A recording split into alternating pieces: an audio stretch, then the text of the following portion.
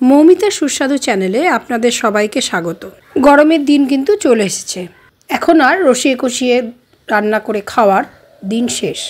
এই গরমের দিনে খাওয়ার জন্যই এক সুস্বাদু পদ আমি আজ আপনাদের সাথে শেয়ার করছি। আসুন দেখে নিই। কাশন পোড়ার কথাটা সর্ষের থেকে এসেছে। সর্ষে আমি 1 চামচ নিয়ে নিয়েছি, ওটাকে শুকনো কড়াইয়ের মধ্যে নাড়িয়ে ভেজে নিলাম। কড়াইয়ে সর্ষে গিয়ে ভাজা হয়ে গেছে বুঝবেন।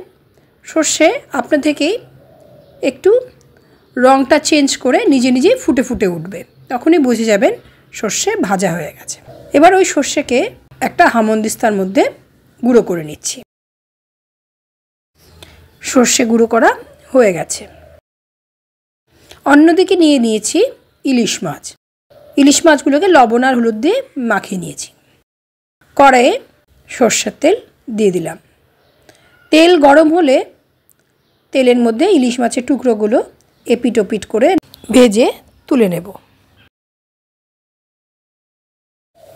খুব কড়া করে কিন্তু ভাজবো না, এই ঝোলে মাছ কিন্তু খুব হালকা করে ভেজে নিতে হয়। আমি কিন্তু ঠিক এপাশ আর ওপাশ করে উঠিয়ে নিচ্ছি। মাছগুলো তুলে নিচ্ছি। এবার ওই কড়াইয়ে আরেকটু তেল দিয়ে দিলাম। তাতে ফোড়নের জন্য দিয়ে দিচ্ছি কালো জিরে আর কাঁচা লঙ্কা। ঝাল অনুযায়ী কাঁচা লঙ্কা ইউজ করতে হবে। ফোড়নটা ভাজা হয়ে গেছে। এবার তাতে দিয়ে দিলাম যতটুকু ঝোল রাখবো তার থেকে একটু বেশি পরিমাণে জল। এবার তাতে দিয়ে দিলাম একে একে করে লবণ আর হলুদ। ঝোলটা ফুটে এসেছে। এইবার ওই ঝোলে দিয়ে দিচ্ছি মাছগুলোকে।